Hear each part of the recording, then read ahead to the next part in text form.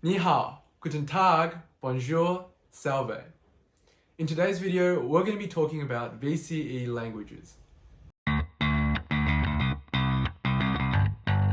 Hi everyone, welcome back to the channel. My name is Darren, a first year medical student studying at Monash University here in Australia. We're getting really close to that 500 subscriber benchmark, so if you haven't already, please like, comment and subscribe. And just a reminder, I'll be doing a Q&A then, so if you have any questions, just pop them in the comments below and I'll do my best to answer them in the 500 subscriber video. For today's video, I wanted to talk about my experiences with languages throughout high school and in particular VCE, and also give some advice as to how to do well in them. So I studied 3 main languages throughout high school, and that was German, Chinese and Latin. With German, I learned a bit of it in primary school, but mainly it was from year 7 to year 9. And then I dropped German after year 9 and I picked up Latin for year 10, 11, 12. And Latin ended up being one of my VCE subjects and in my top 4 as well. With Chinese, I'm Chinese, so I spoke Chinese at home and I went to weekend school for most of my school life. And yes, I did it in VCE and it was one of my top 4 subjects as well. So I think learning a language is incredibly enriching. And yes, it does have that scale up. Every language has its scale up. But I think it's also amazing that, for older languages like Latin, I know that someone in the past has used this language, and the fact that we can still connect with them and understand their beliefs and what they wrote down and their experiences is pretty cool to me. And with modern languages, you can just go speak to someone in that language. You can go to visit that country, and being able to speak in that native tongue is really unique. And I think that's language learning practicality is something that not many other subjects offer. Because, for example, if I went to France or something, I'm not going to talk to the locals about vectors or about tangents to graphs. But if I knew French, that'd be really cool and I can use it in the future. And I think VCE really accelerates that learning process because of the stress and the desire to do well and get a good ATAR. That means you start learning things really quickly, and you basically, for the top end, I think 40, if you aim 40 study score plus, you're pretty fluent by that point in time. Which is really helpful for the future.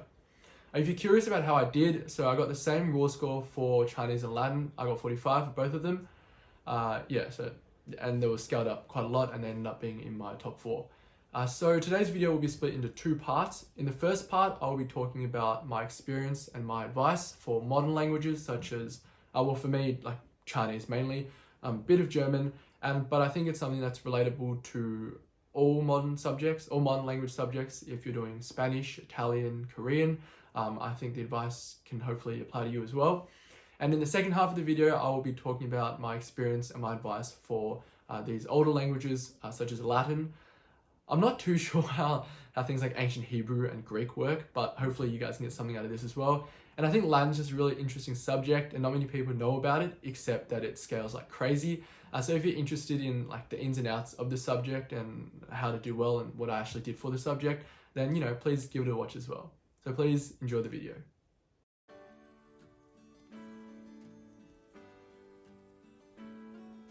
First up, modern languages. So this is your Chinese, your French, your Italian, your Spanish. And as with all languages, including ancient languages, the foundation of these subjects is a mixture of concepts and of memorization. And if you'd like to hear me talk more about types of subjects, please check out my video on the 4 types of VCE students. And so when I'm talking about concepts, I mean things like grammatical structures, knowing your tenses, knowing how different conjugations of verbs conjugate, knowing how different genders of nouns decline. And with memorization, what I mean is knowing what gender the noun is, knowing what conjugation the verb is, and just your general vocab as well. So really building up that vocabulary bank. So firstly, I'll be talking about concept memorization, and that is the foundation of any language subject, which will really help particularly for the written components, such as your reading comprehension and your writing. And later, because of the nature of modern languages and because of how VCE exams work, I'll be talking a bit more about the oral side of things. So your oral, your speaking, and also your listening, which are 2 really tightly linked concepts. With concepts and memorization, what generally happens is that you learn the concepts before you memorize, bulk memorize the vocab. And this is true when you begin learning a language. So usually what teachers and schools teach you is really how that language differs from English. So you can really get a grasp of the language as a whole. because at that point in time, it's not really useful to just get hit with a barrage of vocab, because it's no use knowing what the words mean without knowing how they come together.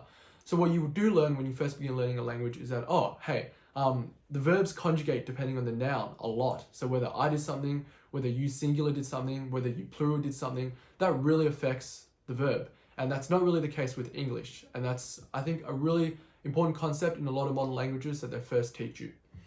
But I think this idea of memorization being secondary to concepts holds true throughout VCE. So with a lot of languages, so I think it's really important to grasp the structures that you're taught by your teacher. So these are things like tenses, these are things like subordinating conjunctions, coordinating conjunctions, how word order is affected depending on whether it's a question, whether it's like just a normal sentence. For example, for German, usually in questions the verb is placed at the front, but in declarative sentences the verb is placed second. So things like that are really important to understand before you really start bulk memorizing vocab and really like memorizing what genders certain words are. I think this is really important because when you are faced with a reading comprehension passage, it is really much more beneficial if you know generally how everything fits together. Like you can see, okay, this is the conjunction, it connects these two ideas, and this is sort of indicating that it's in past tense because of the way that this is conjugated. And so even if you don't know the meaning of the words, that's like much easier to do later, especially because you have a dictionary. But what's really important is that you can see how the sentence comes together as a whole, and the basic ideas of the sentence. So what's trying to be conveyed here. And then after that, that's when you sort of build up your vocab so that you know how everything fits together, and then you slot in what the words mean. Rather than if you went with a memorization first approach, which is to bulk memorize all the words. So you just know what random words mean. So you know dog, cat, and fighting.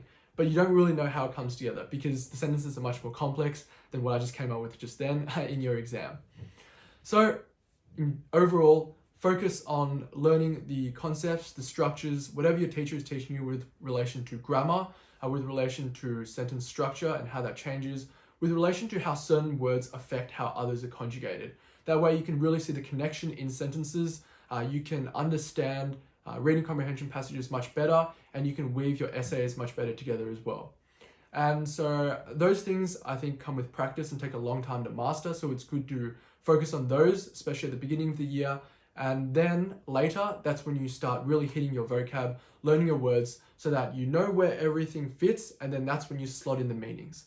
So prioritize concepts over memorization, and that will bode you well for your written components of your exams. With listening and speaking components, what's really useful and what's kind of common sense is to immerse yourself in the language. So I had friends who would listen to German, French podcasts, and I know someone who didn't speak Chinese at home but did Chinese, and they actually went to the Chinese grocers and would converse with the people there for a very long time so that they could really get acquainted with the language. So it's really important for you to put yourself in that type of environment, whether that's practicing with your teacher or with your friends. But I think it's particularly useful to go to fluent speakers because with things like the listening, it's really different hearing like a string of words or an entire conversation than reading it or than spelling out each word. Sometimes things sound different to how you imagined. And so listening to a lot makes it much easier to understand what's being said in listening tasks. Because sometimes they put the accents, they might accentuate certain places more. Maybe when certain words come together, parts of the words sound less heavy than they normally do. And so if you've heard it before, then you kind of have a better idea and grasp of what's being said. With the oral component, a big part is pronunciation, and that comes with listening to other people say it and practicing a lot yourself as well, and making sure you really nail that pronunciation. In addition, with the oral end of your oral, what's also really important, particularly for your general conversation, is the content of your oral. So make sure that's really good and make it really personalized and something you can work on throughout the year with your teacher and with anyone you're practicing with as well. So just using myself as an example to sort of give an overall view of this concepts memorization and listening oral components of a language. For me, concepts was pretty fun for me because I speak Chinese at home, and you kind of know, right? Like if you speak English for a very long time, a lot of the grammatical structures just come naturally to you. But with me, memorization was big. There are idioms in Chinese that are really good to use in your essays and sometimes come up in your translations, as it did in my year exam. The translation was crazy. But yeah, you guys don't have translation anymore, but you don't need to worry about that. But you do have reading comprehension, so it's still important to be aware of. So we had idioms, and I had to memorize a lot of those idioms to help me write better and to understand them if they came up in a comprehension task or in the translation for me. But that was on the basis that I already knew all my concepts, so I could slot in the words quite well for me. As for the listening and oral components, I practiced a lot. So I went to Chinese school, we did listening a lot, but the oral was one which I really hammered hard on. I practiced a lot with my Chinese school teacher, with my friends, with my school teacher, and also they had this sort of elderly volunteer thing going at my Chinese school. So after class would finish, the elderly would come, and these like elderly Chinese people would come and practice oral with us. And I think that's really, really useful because one, you get a lot of experience and feedback from someone who's like a native speaker, and also you just build up courage talking to strangers. So for me personally, we had something called the detailed study, which is kind of similar to what you guys have now, where you bring in sort of a picture and talk about it. But with the detailed study, that's really hard to memorize because of how complex the ideas often are and the language associated with it are. Sometimes it's like jargon. And so barely after I memorized it, my teacher asked me to perform it with her in front of, at a parent-teacher interview, so with students and with parents.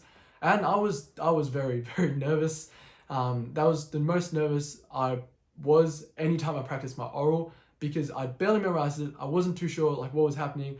All the people in my Chinese school class were there, all their parents were there. So it was very, very nerve-wracking. But after that, even when I walked into the final end of year oral exam, I was fine. Like I was nervous, but I reminded myself that I've been through tougher times and that was the tougher time. And so when I went into the oral, it was much better. So an additional advice is to really put yourself into high pressure situations, practice with strangers, not just your friends, so that you really build up that coping mechanism to fear, and then you can really speak under pressure and you can trust your past self. So you know, okay, I can perform under pressure in the past, I've done it, the nerves have hit me hard, but I've still been able to adapt to the question. And so I can do it now as well.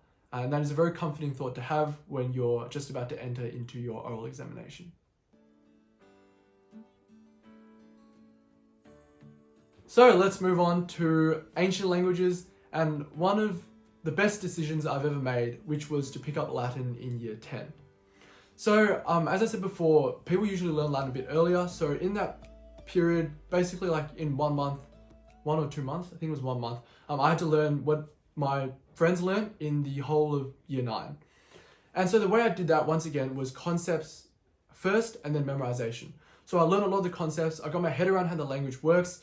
There's genders, neuter, masculine, feminine, verbs conjugate. I think there's like 4 conjugation of verbs, and there's like a mixed conjugation as well.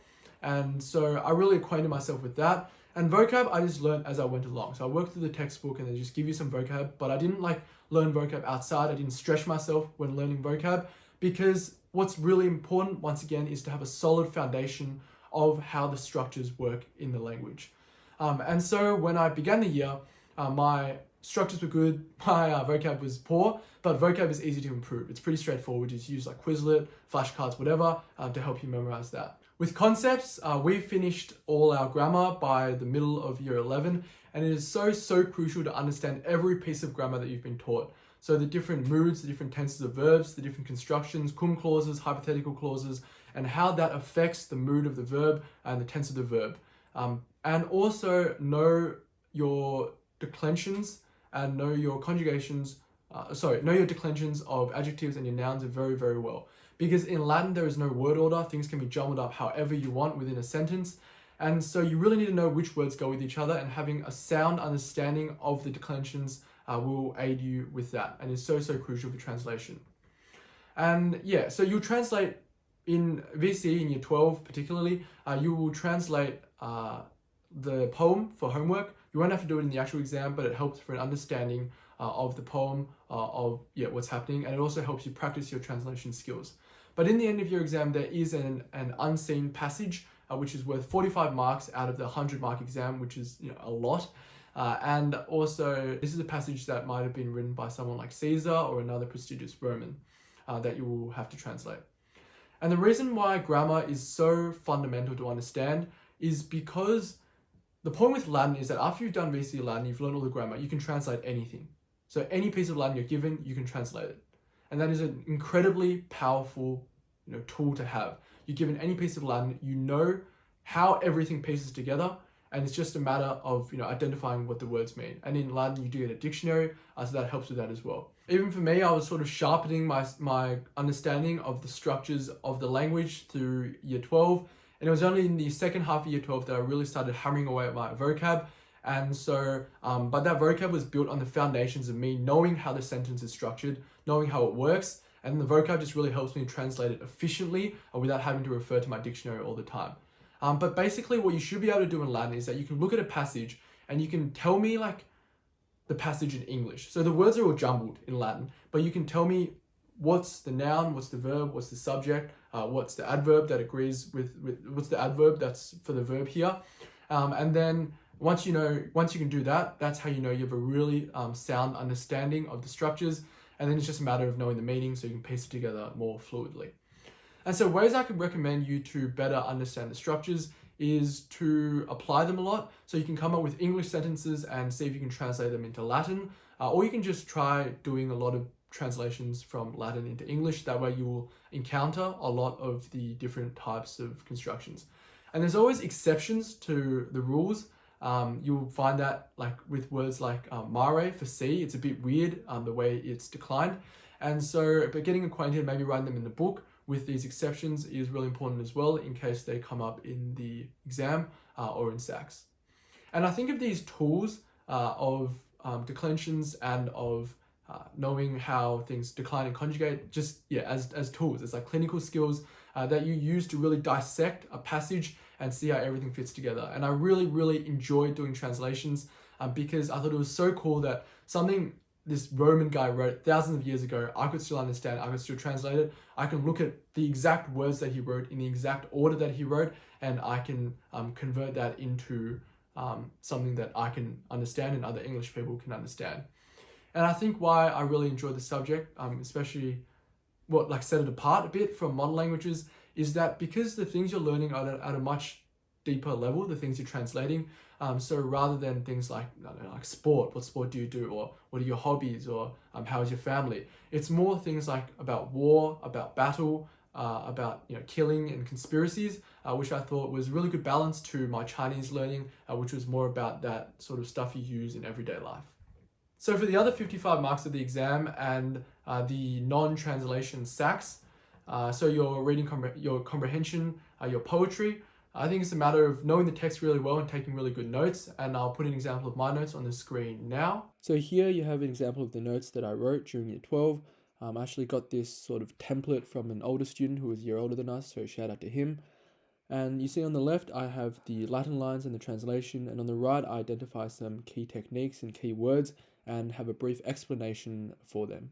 I had a separate one for poetry and comprehension. With these, it just becomes a matter of knowing the text really well, making sure you revise regularly so you know who all the people